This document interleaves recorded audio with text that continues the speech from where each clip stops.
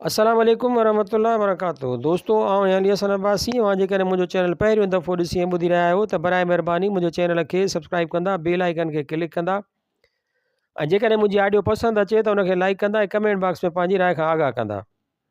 किताब जो नालो आहे ख्वाबनगर, साईं मोहब्बत हयाती रमज़ो। मुसनिफ़ महमूद मुग़ल, छपींदड़ अमरता पब्लिकेशन, अमरता छापघर हैदराबाद सिंध, छपराईंदड़ ढोल फ़कीर फाउंडेशन सिंध, छापो पहिरियों जून 2021 ईस्वी। Import export. साईं उदास मौसमुनि जी ज़र्दी संदसि मुख ते लही आई हुई, सॼो हैड्रो थी वियो हो। शिकस्त जी हवा संदसि वजूद जे पननि खे विखेरे छॾियो। अंदर जे ऐवाननि में वाचूड़ा हुअसि, दाग़दार दिलि खणी हथनि ॾे निहारे रहियो हो, ॼणु दिलि हथनि मां निकितल हुअसि। ईअं छो थींदो आहे साईं त असीं जंहिं सां मुहबत कंदा आहियूं उहे असांखे सम्झी न सघंदा आहिनि। जंहिं सां वफ़ा कंदा आहियूं उन्हनि वटि असां लाइ बेवफ़ाईअ खां घटि कुझु बि न आहे हूंदो। जिन ते एतबार कंदा आहियूं उन्हनि खे एतबार खे धकु ॾियण खां सवाइ कुझु न आहे ईंदो। ईअं छो थींदो आहे साईं? सॼो जिस्म ॾकियुसि पए, हुड़की पियो हो। एतबार जी निशस्त में घुच पइजी विया हुआ। जेको उन ते वेही हुकुम हलाए रुख़्सत थियो हो, तंहिंजे वञण खां पोइ अञा बि चाह जो स्पंज मथे न थियो। वञण खां पोइ बि अलाए केतिरी देरि गर्मी बाक़ी बचे थी। महबूब रुख़्सत थिए त उन जी गर्मी त सॼी ॼमार जीव जलाए थी। भाकुर में भरियोमांसि त छिॼी पियो। मुंहिंजी शर्ट जा पासा संदसि ॻोड़नि सां आला थियण लॻा। शिदत सां ॿाहुनि में भरींदे मूं बि उहो ई सोचियो त भले गुबार कढी वठे, भले दिलि जा चाक कुझु वधीक चिकनि। रंज जी बारिश असांजे वजूद जे वण खे कॾहिं कॾहिं धोई पोई ग़लति फ़हमियुनि जे मिटीअ खे हटाए अछो उजरो कंदी आहे। जेको अक्स पोइ निकिरे उहो वधीक वाज़े ऐं ख़ूबसूरत हूंदो आहे। असीं सादा सांवरा हल्की सल्की शकिलुनि वारा इश्क जे बारिशुनि में धोपिजी ठही पवंदा आहियूं। पंहिंजो परचाइण पाण खे अजीब पिए लॻो। जेके पाण भोर भोर हुजनि उहे ॿियनि खे कीअं था मेड़े सघनि। उते उहो बि साम्हूं आयो त जेकॾहिं वक़्तु मथां अची कड़के त उहो सभु बि थी वेंदो आहे। न थियणी वक़्तु मथां थी वेंदी आहे। हयाती ॾाढी ख़ूबसूरत आहे अज़ीज़ान मन। मंज़र पंहिंजी भरपूर दिलकशीअ सां असांखे पंहिंजे शहर में जकड़े वठंदा आहिनि। भले केतिरो बि कड़ो ज़ाइको छो न लॻे, ज़िंदगी थुकण ते दिलि न चवंदी आहे। पर अलाए छो जॾहिं को पंहिंजो खंजर हणी कढे त सभु कुझु अणसूं थी वेंदो आहे। हयाती कुलनि जो बार लॻंदी आहे, रंग रुसी वेंदा आहिनि। दोस्तनि जा खंजर हूअं बि दुश्मननि खां वधीक तिखा थींदा आहिनि। अञा कुझु ॾींहं पहिरीं दोस्तनि कापारी धकु हयो। साथ जा वाइदा कंदड़ आख़िरी वक़्त में हथु कढी विया हुआ। हज़ारे बहाननि सां सिटियल संदन वजूद बेशर्माइप जो मास्क ओढ़े अखियुनि जी शिकायतुनि खे मुंहुं ॾींदा रहिया। सालनि जो स्यापो हिकु धक में रेज़ा रेज़ा थी वियो ऐं अलमियो त उहो हुयो त हिननि खे उन ई ॻाल्हि जो रती बराबरि बि अहसासु न हो। माण्हूअ खे अहसासु न हुजे त जानवर में ऐं हिन में कहिड़ो फ़र्क़ु करे सघिजे थो। यारनि हथु कढियो त लौंदड़ीअ भर वञी फ़हको कयोसीं। ऐं मथां वरी पंहिंजो ई हिकु साथी बि महबूब बि हाणे उन ई सिफ़ में वञी बीठो हो। छा न कयो हुन लाइ साईं? हाणे सामत में आयो हो। पाणीअ गिलास पी जिस्म खे थधो करे हिन पाण संभालण जी कोशिशि पिए कई। पाण खे फुरे फ़क़ीर कयो हुअमि। मुंहिंजे बूट में सोराख़ हूंदा हुआ, ज़मीन पेर साड़ींदी हुई ऐं हुन लाइ इंग्लिश बूट हाउस ऐं हश पपी खां घटि कोन सोचींदो हुउसि साईं। पाण ॿिनि वॻनि में गुज़ारो कंदो हुउसि ऐं हूअ टीजेस पाईंदी हुई। गीत ॾिनई त ॻाल्हाइण जो मूंखे बि मौक़ो मिली वियो। अंदर में हिते बि ॼणो कुझु भड़की रहियो हो। बाहि थींदे चयुमि, टके जे माण्हूअ खे टके में तोरींदे मुहबत जी कथ न कजांइ। अॻियां हली उहो न चइजांइ त उहो सभु हुन मुहबत में थियो न त पोइ छा में थियो हो साईं? संदसि लहजो रोअणार को हो। जेकॾहिं थियो बि हो त तो पारां, हुन पारां न। टीजेज़ तोखे घटि लॻंदो हूंदो छाकाणि त पंहिंजी महबूबा लाइ तो वटि अञा को ॿियो मापो हो भुक। हुन जी त हैसियत खां मथां हो छाकाणि त हुनखे त तोसां मुहबत ई कान हुई। ईअं कीअं हूंदो साईं? जेकॾहिं न हुजे हा त अॼु ईअं थिए हा छा जो तूं टेंट में कुर्सियुनि लॻाइण जे क़ाबिल बि न हुए, ठलो कार्ड बि तुंहिंजो हक़ु न हो जो कंहिं माण्हूअ हथां मिले हा, उहो बि तोखे पोस्ट में मिलियो। आशिकी सब्र तलब मरलो आहे।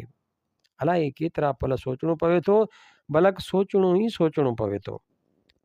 रंग उहो जेको हूअ पाए, लिबास उहो जेको खेसि पसंदि अचे, हू बि हुन सां, ही बि हुन सां। पाण सां त पंहिंजो पाण ई नथो रहे, त ॿिए कंहिं शइ जी तलब किथे थी सघे थी। पंहिंजो पाण अर्पण आशिकीअ जो पहिरियों ॾाको हूंदो आहे, जंहिंसां मुहबत कबी आहे उहो नज़र ईंदो आहे। मुहबत कंदड़ त ॼण हवा में तहलील थी वेंदो आहे। जेकॾहिं आशिकी पंहिंजो पाण खे संभाले कजे त ईअं नुक़सानु थिए। हूअं बि नुक़सान जो लफ़्ज़ कारोबार में ई ठहे थो, पर हिन दौर में इश्क कारोबार खां घटि किथे वञी रहियो आहे। उहे सभु नुक़्ता सभिनी खे मालूम हूंदा आहिनि, अलाए छो मुहबत कंदड़ खां विसरी वेंदा आहिनि। आम रवाजी हुई साईं उहा। हिन वरी निड़ी साफ़ कई, का परिचयरा या गुल परी कोन हुई, बसि थोरो नाज़ अंदाज़ सो हुउसि, पर उहो त महबूबनि में हुअणु ई घुरिजे। हिन थधो साहु खयूं, आवाज़ हाणी कंहिं जाइ ते अची बीठो हुउसि। असीं आम माण्हू आहियूं मिठा, जंहिं सां मुहबत कंदा आहियूं उहे बि आम ई हूंदा आहिनि। उन्हनि खे ख़ासि त असांजी मुहबत बणाईंदी आहे। उहो एजाज़ जेको हिननि खे अहम ठाहींदी आहे, असांखे गैर अहम छुसो वाइड़ो ऐं नाबीन ठाहींदो आहे। नाबीन ते हिन गौर सां मूं ॾांहुं निहारियो। मुंहिंजी ॻाल्हि जारी हुई, अलाए छो उहो ईअं ई चवणो पवे थो बचा। असीं जन सां गॾु हूंदा आहियूं, उन्हनि सां गॾु हूंदे लोक असां ते खिलंदो रहंदो आहे। असांखे उहा खिल मुहबत जे जोश में सम्झ में न ईंदी आहे, जेका दरअसल असांजे बेजोड़ जोड़ीअ खे ॾिसी उन्हनि सभिनी जे मुख ते ईंदी आहे। असीं ॿिन्ही पासनि ते सावक ई सावक महसूसु कंदा आहियूं। हिकु तरफ़ जो रियाव, मकर ऐं फ़रेब त वरी विचें वजूद खे नज़र ईंदो आहे। उन्हनि मां असांजा केतिरा ई ख़ैरख़्वाह असांखे बार बार सम्झाईंदा आहिनि, पर असीं सम्झण त छा, ॿुधण जे मूड में बि न हूंदा आहियूं। हैरत संदसि निगाह वसी करे छॾी हुई। कॾहिं कॾहिं कुझु अॻु जा मालूम ॻुझ वरी ॼाणी वधीक अजीब थींदो आहे।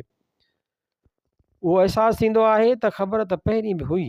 उन महिल कहिड़ी पटी अखियुनि ते चढ़ियल हुई, छा ते अंधा थी विया हुआसीं। माण्हू जिते माण्हूअ लाइ तरियाक आहे न बचा, उते उहो कंहिं ज़हर खां बि घटि कोन थिए।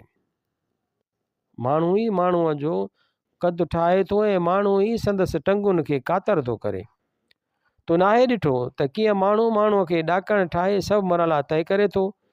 पंहिंजी लोभ, लालच ऐं हासिलात जे हुजूम में हू बेइंतहा मिठड़ो, हेठाऊं ऐं ख़सीस बणिजे थो। कॾहिं मातियत थो बणिजे त कॾहिं महबूब। इश्क जे आवीअ में ॿिए खे पचाए तरा कढी वञे थो। माण्हू जी तेज़ तरीन तरक़ी तो नाहे ॾिठी। मतिलबु साईं, मतिलबु उहे ई हैरानियूं आहिनि जेके हींअर तुंहिंजे मुख ते आहिनि। उहे चालबाज़ वजूद पंहिंजे हदफ़ खे हासिलु करण लाइ कंहिं कमान खे कंहिं ॾाकण जी चूंड कंदा आहिनि। कंहिं ॾाकण जी चूंड कंदा आहिनि। असां जहिड़ा अज़ीम वजूद टके जा 30 मिलनि था।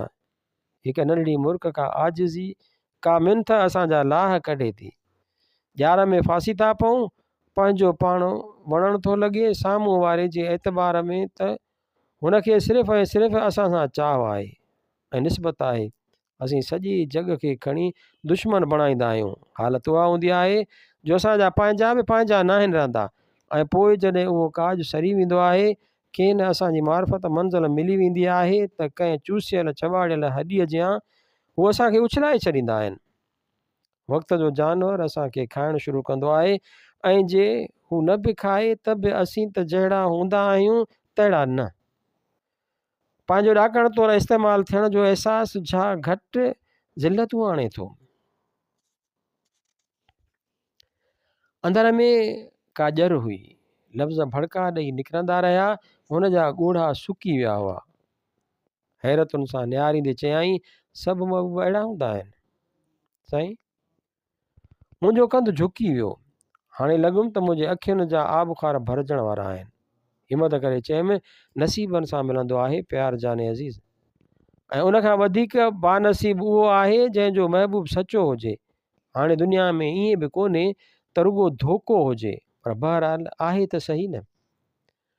पोइ उहा संगत करे या महबूब, नुक़सान त बहरहाल थिए ई थो, पर हिकु ॻाल्हि यादि रखणु बिना ज़रूरी आहे त जेको कूड़े वाइदे जे ॼार में फासाए थो तंहिंखे पाण ई पक आहे त ॼार जुड़तो आहे, पंहिंजो पाण खे पाण ई कमज़ोर करे थो ऐं उन कमज़ोरीअ जो शिकार बणिजे ई सचे साथ खे विकिणे थो, उन कमज़ोरीअ जो शिकार बणिजी ई सचे साथ खे विकिणे थो। हाणे उन जे मोट में खणी कहिड़ो बि मक़ाम माणे, खणी छा बि हथु करे असांखे विकिणंदे खेसि उहो न विसारणु घुरिजे त जे हुन विकियो त ॾाढो सस्तो विकियो ऐं जे ॿिए कंहिं ख़रीद कयो त उन ॾाढो महांगो ख़रीद कयो। जेके असांजे ख़ुलूस सिक ऐं सचाईअ जो कारोबार कनि था न मिटा, जेका एक्सपोर्ट इम्पोर्ट थिए थी ऐं जंहिंमें हू पाण खे ॾाढो कामयाबु था महसूसु कनि न, उन्हनि ते उहो राज़ कॾहिं न कॾहिं त खुलणो ई आहे त हिननि दोखे ऐं दोलाब सां कुर्ब ख़ुलूस जी जेका मटा सटा कई हुई उन में संदन सिको दोखो हो ऐं उहो ई संदन हयातीअ खे नेठि हिननि सां करिणो आहे। तंहिं महिल ॾाढी देरि थी वेंदी जाने मन जाने अज़ीज़, ऐं मोकिलाइण जे उन्हनि लम्हनि में अलाही अकेलाईअ खे कीअं मुंहुं ॾेई सघंदा, छाकाणि त जन असांखे ईअं छॾियो आहे उन्हनि खे बि त आख़िर उहे सभु ईअं ई छॾे वेंदा। चपियल आचर 19 नवंबर 2006 ईस्वी।